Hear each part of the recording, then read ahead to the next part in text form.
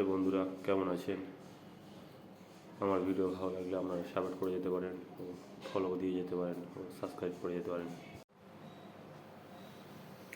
High বন্ধুরা, আমি সিঁড়িটি করছি, কেমন লাগছে আপনারা কমেন্ট করে জানাবেন। সিঁড়িতে ত্রিপল মল্ডিং দিয়েছি ও ত্রিপল মল্ডিংয়ের উপরে স্টার্টিংয়ের উপরে ত্রিপল মল্ডিং দিয়েছি ও এই যে বর্ডারগুলি ও ডিজাইনগুলি করেছি সব 48, সব 4 ফুট বাই 6 ফুট টালি কেটে কেটে ও 8 ফুট বাই 2.5 ফুট টালি কেটে কেটে করা হয়েছে এবং নিচে 2 মাস সেই কমপ্লিট হয়েছে এবং শুধু টাইলসের উপরে বর্ডারটি বাকি রয়েছে এবং এই উপরে 2 মাস সিঁড়ি বসানো হয়ে গেছে।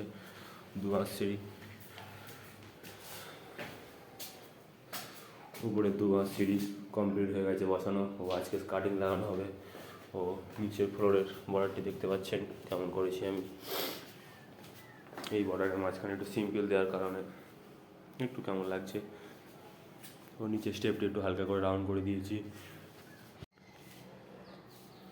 ও নিচে স্টেপটি যে ডবল মল্ডিং করে দিয়েছি এবং করার পরে এই ঘরটি রয়েছে, এই ঘরটিকে হালকা করে একটু কাজ করে দিয়েছি। কেমন লাগছে আপনারা কমেন্ট করে জানাবেন।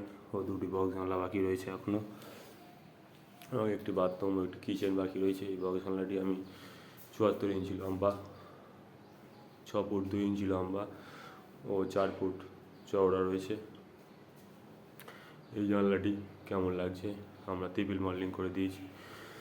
জানলাটি কেমন লাগছে আপনারা কমেন্ট করে জানাতে পারেন। ওইখানে একটি টিভি ক্যাবিনেট হবে, এটি আপনারা খুব শীঘ্রই দেখতে চলেছেন এবং ওখানে আমরা কাজ করছি, ত্রিপল মল্ডিং করছি। ত্রিপল মল্ডিংগুলো পালিশ করছি, পালিশ টালিশ করার পরে আজকেই আমরা কাজে লেগে যাবো। এবার সকালবেলা কাজে চলে এসেছি 7টার সময়।